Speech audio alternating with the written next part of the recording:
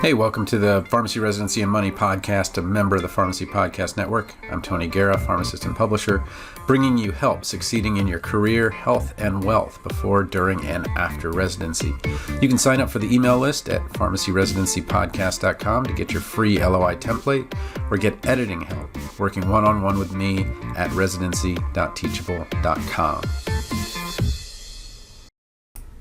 Hey, welcome to the Pharmacy Residency Podcast, member of the Pharmacy Podcast Network.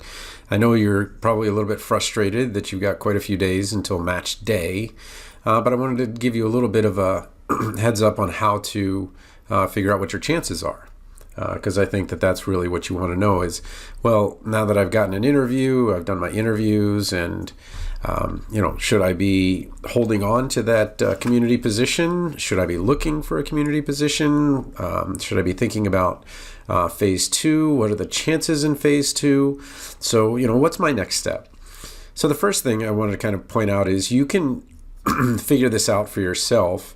But it's really school dependent. So just like real estate, they say, oh, real estate is up or real estate's down. Well, maybe, but San Francisco real estate is very different than Central Iowa real estate. And so it is very school dependent. And so what I want to do is show you how to figure out where you stand by looking at your school. Okay. And I'll have a little spreadsheet to help you out with this too. So I'm on the ASHP Match Stats website. I'm sure you've seen this, where you see that the number of people applying for residencies has gone down, and the number of residencies continue to go up, still a little bit. So we should see something there in the middle where the chances of matching go up a little bit over last year, but last year will give you a good idea. So the document I'm going to go to is down here. So there's 4 historical match statistics, summary, applicants, residencies, and programs in schools. And I'm going to PGY1 combined phase 1 and 2. I've actually done the math before, and 20% of schools get 80% of the matches in phase 2. I'll address that in a little bit, but just know that depending on what school you're at, your chances of getting a phase 2 match are much higher at some schools and virtually zero at other schools. And I'll explain why that is. So here we are. This is it. Auburn and Samford always go first because Alabama is the alphabetically first state in the nation in terms of the alphabet. So what we're going to do is we're going to look at this and say, okay, well, what can I make from this data in terms of what my chances are if I go to Auburn or Samford? Okay. So the first thing is registered. That's everybody that, put in the application and so forth. But maybe they got a job. Maybe they didn't get an interview. Most of the time, you don't go active with the list if you never got an interview. So generally, and this isn't 100%, I know people criticize me for this, but generally, if you're active with list, you got an interview. So I personally feel comfortable saying that's an interview rate because you're comparing all the schools against each other. So the number or percentage of people that would be getting jobs instead of interviews is about the same for each school. So I think that we can say that they're reasonably similar. So when we look at that, we take 64 over 69, okay, and that gives us what I, again, call the interview rate, quotation fingers, okay? And the interview rate for Auburn is 92.75, for Samford is 94.74. So over 90% of students who apply to residencies from those 2 schools, and they're very good schools, are going to get an interview, okay? Now, of those, okay, so now we're taking the people that got the interview. Once you don't get an interview, you're out. We don't count you anymore until the last thing I do here. And so we say, okay, well, 56 out of the 64 matched at Auburn, so they have an 87.50 match rate. And then 46 out of 54 matched from Samford, so they have an 85.19. Now the average is around 82. It's a little bit lower than that, 81.80. Okay, so both of those schools higher residency match rates than the average school. Okay, but is Auburn really better? And the answer is yes, because 81.16% of those who matched, when you take the 56 over 69 matched over registered, that's what gives you your 81.16, and the 46 over 57 is Samford. Now, if I had changed that number by a single person, okay, just one more person at Samford getting a residency versus not getting a residency, then Samford would have been the winner. Okay, so it's that close. So we can reasonably say that, somebody wanted a private education, someone wanted a public education. The Auburn schools or the Alabama schools do a great job, and they're above that average of 82%. Okay, the same is true in Iowa, where I'm from.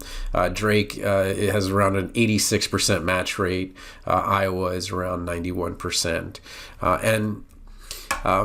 you say, okay, well, Iowa has, Iowa hospitals and all of those things, but you're talking with Drake about people that many of them are going to different states, and many Iowa people are going in-state, and so to some extent it's apples to apples. But again, when you're comparing a private and a public, often they're a little bit of a different situation for each of those, but both of them are outstanding. I mean, 86% and 91% in terms of match rate. I mean, that's great for the Iowa schools. Now let's talk about how we can make this other piece kind of make sense. So I'm going to bring over my I put it in Excel so that it's a little bit easier to use. And you can see interview and match rate here. It might be a little bit small if you've got a phone or you're using like that. And I sorted these by best to worst, just so I don't embarrass the schools at the bottom. But the match rate, I think, goes all the way down to 20%. And the interview rate can go to 0, but it can also be at 100%. Again, I just didn't want to embarrass anybody. But if you look at purely match rate, these are the top schools: Madison or Wisconsin, UNC, Arkansas, Binghamton in New York, South Florida, St. John Fisher, Northeastern, Ohio State, Michigan, Kentucky, Purdue, Louisiana, Monroe, VCU, Rhode Island. Those are the top 15. And then it kind of keeps going: Rutgers, Lipscomb, Campbell, Medical University of South Carolina, Texas Tyler, Northeast Ohio with Neomed 21, Concordia 22, Oregon State 23, Iowa 24, and UCSF 25. So those are the top 25 in terms of the match rate. And you say, oh, well, those are the best schools to go to if I want a residency, and with a match rate of 100%. Geez, that's really outstanding. For someone like, it was Texas Tyler. Okay. So these, though, are not sorted by match rate as much as they're sorted by the number of people that got a residency out of all of the people that registered. Okay, so that's what this list is. And so you see some schools that you probably wouldn't have thought of because they don't make that U.S. News and World Report. You have to basically be either Southern Cal or one of the privates just don't make it to the top. You've got to be R1 research university that has significant resources, just the way that the algorithm works. So you're going to see a lot of schools in here that I prefer my method here. But the real match rate, if you go by the way that the schools calculate it, which is, okay, well, I've got this many active. What was my match rate? Texas Tyler becomes number 1 over Wisconsin and Binghamton, and then Michigan, then VCU, Arkansas, Medical University of South Carolina, Neomed, and UNC are the top 10. So it changes a little bit when you look at the match rate versus the registered and all that stuff, and there can be a couple reasons for that. But what you really want is to know, okay, I have interviewed, okay, this is where I feel I stand in my class in terms of, am I the top student? Am I middle of the pack and so forth? Is it reasonable for me to count on residency instead of getting a job? And the answer is always maybe. I think that it's very tough to count on residency. You are likely to get one, 4 out of 5, no matter what you are or where you're from. But when you're looking at this, I feel that you have to look at your school, because when you look at the top at 100 and you look at the bottom, which was, it was around 20% for 2 schools, and then 30s, 40s, 50s, 60s, and so on, you start getting to the point where it's a little bit different. And every year there's a slight change, but it's not a ton. Now, this is the next thing I need to tell you, though, and why I brought this up, is that when we go into phase 2, so let's say you didn't match in phase 1, it's very unlikely, if you're not in the top 25, top 30, that you're going to get one. I'm not saying it can't happen. It does. But I'm saying that you've got to think about it from the residency's perspective, okay? All right, as a residency, we didn't match with someone in phase 1. Maybe they matched 7 of their 8 positions, but they didn't match this last one. And now there is someone, okay, from Wisconsin. There's someone from Michigan. There's someone from, Ohio State and all these big schools and all these top schools. And they're going to look at that application and be very focused on the fact that that school has a lot of name recognition, very high match rate. So when I did this, I did it 2 years ago, and I took all of the schools, because in that, kind of couple week period between phase 1 and phase 2, you can see all the schools that matched in phase 1 and their percentages. And then I took those and compared them to phase 2. And what I found was that it's called Pareto's principle. 20% of something equals 80%. So right now, if you're any interest in the stock market, 6, I think it's just 6 out of the 500 top companies in the United States are driving most of the profits. But you would say that, out of 500 companies, 20% or 100 would drive 80% of the results. And the same thing is true in phase 2, where 20% of the schools will get, I want to say it was half the matches or 60% of the matches. It was very skewed toward them. And there's a lot of reasons for that. Name recognition, maybe they just have more students to apply.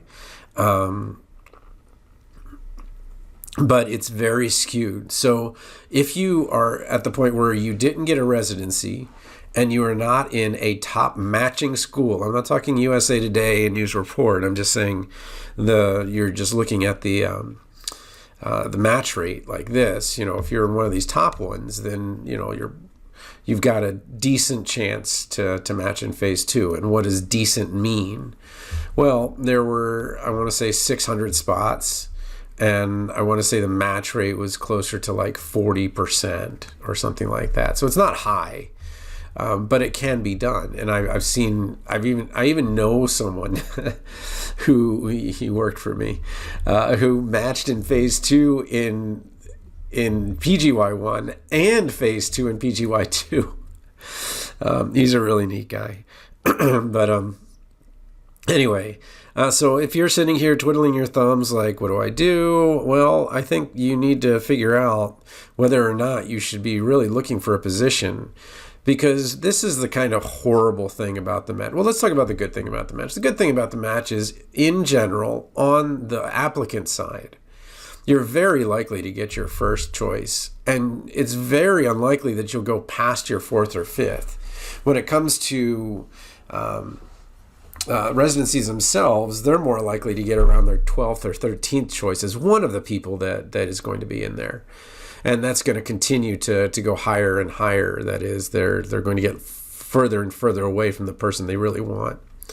And that may drive phase 2. I'm not sure. But I don't know a lot of programs that don't. Maybe one or two people they'll take off the list, but they almost rank everybody that they interviewed with. And if they didn't, then there was something very wrong with that application. Anyway, so as you're looking at this and as you're kind of thinking about should I personally, if I was going for a residency, even if I'm at a top school, I would still be going through the process of looking for a position, because now here's the horrible part. All of the people that didn't match are looking for a job on the exact same day in March, right? And, pharmacy supervisors are not stupid. When somebody calls and says, I just really found my passion for the community pharmacy, and I really wanted to see if we could get together as soon as possible, that we might, see if we're a good fit, and, and so on and so forth. You might even still be applying for phase 2, but your chances have fallen way below that 50% mark, especially if you are someone who didn't graduate in this year. There is certainly favoritism towards those that, let's not call it favoritism, but the data clearly show that someone who graduates this year has a better chance than someone graduated in the past. And there's a lot of reasons for that, but I'm going to guess mostly it's easier to get good recommendations. It's easier to have been closer to the work that you did with research and all that stuff. But, again, I wish you well. If you've got questions, TonyThePharmacist@gmail.com. I'm happy to try to answer them if I can. I know it's a stressful time, but I think we're going to be hitting a point of significant unemployment pretty soon. I know that the Fed says soft landing, and a lot of people say soft landing, but soft landing, their mandate is inflation and full employment, and that they don't necessarily care about sectors as much as they care about the total number. So if the pharmacy sector went significantly unemployed, but let's say nursing and physicians were at significant employment and bringing it up to full employment, the Fed would be just as happy. So it's not really, you really want to look at how, the pharmacy is doing. And if you look at, Walgreens stock and CVS stock and everything, I know it's President's Day and, a day off of the stock market, but Walgreens especially has gone down quite a bit. And, when you go down that much, there's significant looking at the payrolls and where the money's going and what we can do to improve that shareholder return. So I would be I would be looking for a job throughout this whole process. And then when I got my residency, I'd be like, okay, it worked out great.